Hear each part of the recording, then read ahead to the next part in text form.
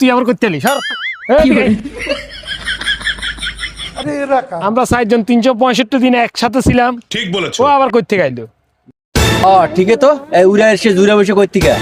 হ্যাঁ ঠিক আছে তো, সঠিক কথাই। হ্যাঁ ও করতে গাইলো। আমি তো বুঝলাম না সমস্যাটা কি।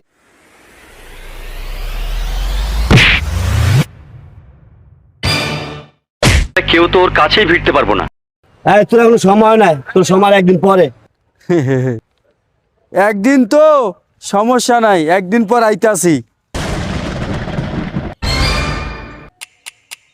5 4 3 2 1।